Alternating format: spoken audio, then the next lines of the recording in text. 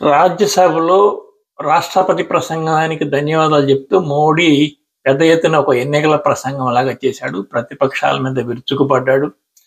అదే సమయంలో 370 సీట్లు బీజేపీకి ఓన్‌గా, 400 సీట్లు ఎన్డీఏకి వస్తాయని చెప్పేశాడు. వెంటనే దేశవ్యాప్తంగా దీని మీద చర్చ జరిగింది. ఇది కేవలం ఒక మైండ్ గేమ్‌గా కార్యకర్తలను ఉత్సాహపరచడానికి చెప్పాడా? లేకపోతే నిజంగా ఇది అంచనాతో చెప్పాడా? అని చెప్పేసి అనేక ఛానల్స్‌లో చర్చ జరిగింది. అనేక రకాలుగా లెక్క వేశారు. సౌత్‌లో సీట్లు లేవు, నార్త్‌లో తగ్గుతాయని రకరకాల లెక్కలేశారు.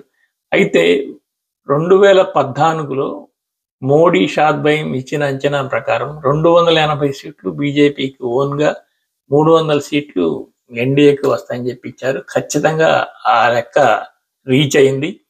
తర్వాత 2019 వచ్చేసరికి అసలు పూర్తిగా మోడీ అయిపోయాడు. ఇక మోడీ గెలిచే అవకాశమే లేదని చెప్పి చంద్రబాబు నాయుడు లాంటి వాళ్ళు కూడా నమ్మారు.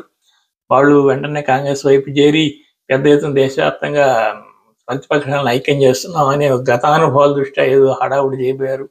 వెంకయ్యనాయుడు ప్రధానమంత్రి అవుతాడా, గడ్కరీ ప్రధానమంత్రి అవుతాడా అని చెప్పి ఛానల్స్‌లో రకరకాల వార్తా కథనాలు ప్రసారం చేశారు. అప్పుడు కూడా మోడీ షాద్వయం చెప్పింది 300 సీట్లు బీజేపీకి ఓన్‌గా, 350 సీట్లు ఎన్డీఏకి వస్తాయని చెప్పారు. ఖచ్చితంగా అదే సీట్లు వచ్చేసాయి. ఇంకొక 2, 3 సీట్లు ఎక్కువే వచ్చాయి. ఇప్పుడు 370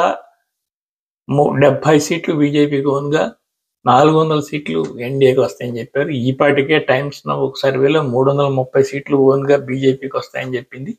370 సీట్లు ఎన్డీఏకి వస్తాయని చెప్పింది. అయితే ఈసారి వాళ్ళ అంచనా ఏమవుతుందో చూద్దాం.